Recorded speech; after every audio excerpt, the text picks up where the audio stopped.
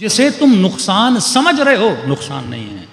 ہر وہ چیز جو اللہ نے واجب کی، ہر وہ چیز جو اللہ نے واجب کی، اس میں تمہارا نقصان نہیں ہے، اس میں تمہارا فائدہ. دنیا بنتی ہے، آخرت بنتی ہے، زندگیوں میں برکتیں نازل ہوتی ہیں. کتنے واقعات آپ کے سامنے اہل بیت علیہ الصلوۃ والسلام کے کہ فرماتے جب تم اللہ کی اطاعت کرتے ہو تو لوگ کتنا پیسہ خرچ کرتے ہیں تاکہ 4 لوگ ہمیں جان جائیں، ہمارا نام ہو جائے. اشتہار لگواتے ہیں، پبلسٹی کرتے ہیں کہ لوگ ہمیں جان جائیں، لوگ ہمیں جان جائیں. لیکن یہ بتاؤ امام حسین نے کون سا خرچہ کیا؟ مولا علی نے کون سا خرچہ کیا؟ انہوں نے بس زندگی میں ایک کام کیا کہ دنیا اللہ کو جان جائے. اور اللہ کا وعدہ ہے جب تم میرے لیے کرتے ہو میں تمہاری محبت لوگوں کے دلوں میں ڈال دیتا ہوں. آج پوری کائنات میں اگر کسی شخصیت کے لیے سب سے زیادہ مجالس ہوتی ہیں وہ امام حسین کے لیے ہوتی ہیں. فرماتے عزاداری 60 ہجری سے شروع نہیں ہوئی. یہ عزاداری کی ابتدا جناب نوح کا نام ہے. نوح مطلب سب سے زیادہ نوحہ کرنے والا، سب سے زیادہ رونے والا. فرمایا حضرت نوح کوزے بناتے تھے، مٹکے بناتے تھے. ایک شخص آیا، اس نے نوح سے مٹکا خریدا. خریدنے کے بعد اس نے نوح کے سامنے مٹکے کو توڑ دیا.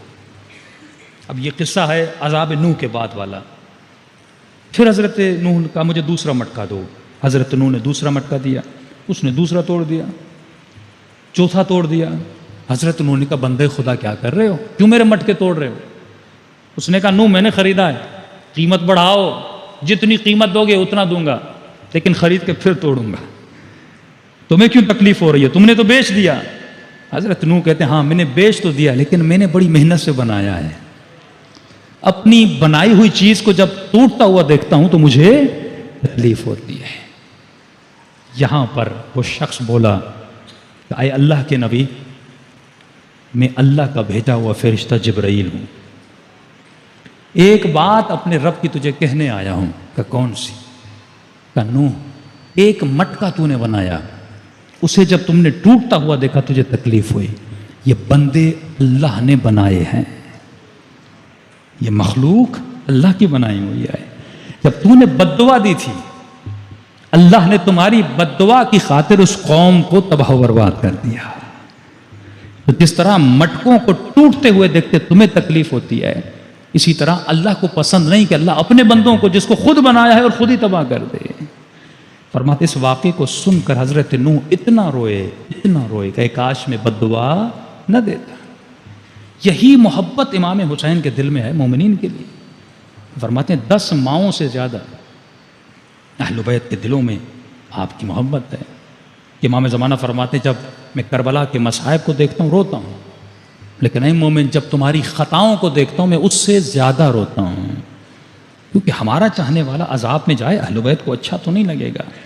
ہمارا چاہنے والا آگ جہنم میں جلے، ہم دیکھ کے برداشت تو نہیں کریں گے.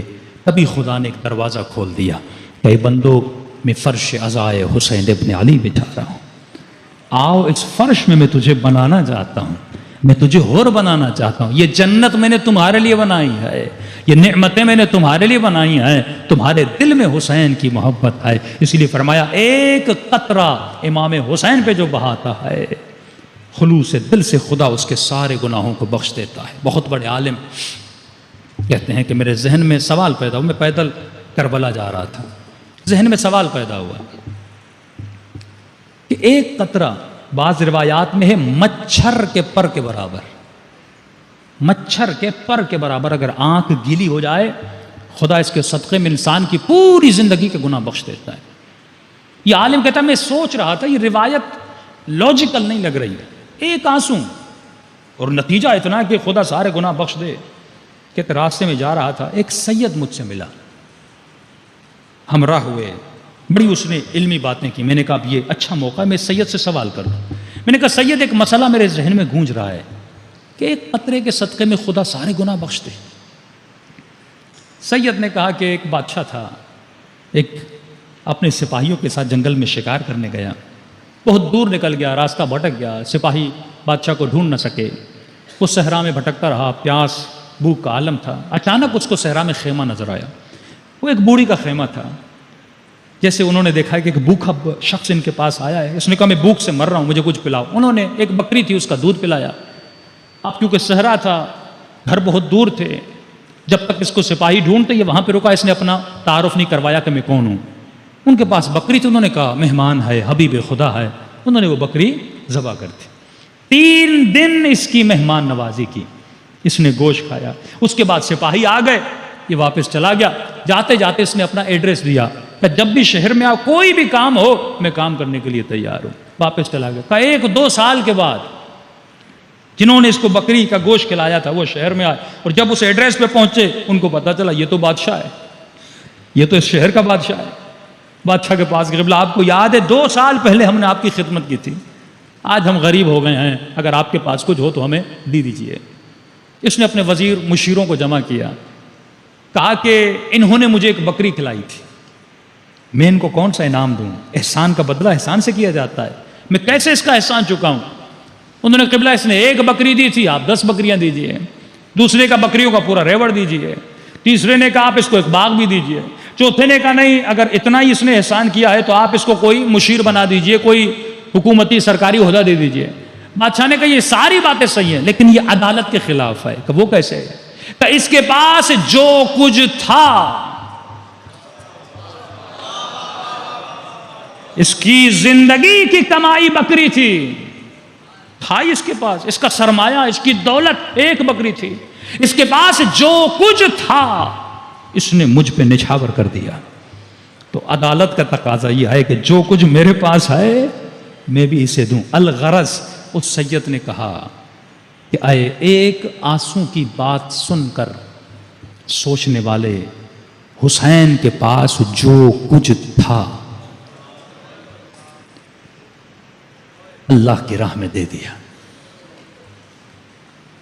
اپنے جسم سے شروع کیا حسین نے، عباس کے بازو دیے، سکینہ کا بچپنا دیا، قاسم کے ٹکڑے ٹکڑے ہو گئے، علی اصغر قربان کیا، زینب کی چادر قربان کی. میں آپ کو سمجھانے کے لیے یہ مثال دے رہا ہوں، سمجھانے کے لیے. 6 مہینے کا علی اصغر دیا. لوگ یہ سن کے آگے گزر جاتے ہیں، لیکن اگر اس جملے کو فیل کریں نا کہ امام حسین نے کیا کیا قربان کیا. اگر میں کسی مومن کو کہوں نا اپنے 6 مہینے کا بچہ لاؤ، میں اس کے سر کے 4-5 بال کھینچ کے نکالتا ہوں. کوئی مومن راضی ہوگا کہ اتنی سی بھی تکلیف میں اس کے بچے کو دوں؟ اب سوچئے رباب کے دل پہ کیا گزری ہوگی. بچیاں سب کو پیاری ہوتی ہیں، 4-4 سال بچیاں، اتنی محبت کرتے تھے امام حسین. جب جب سکینہ کی آنکھیں کھلتی تھی بابا کے سینے کو ڈھونڈتی تھی.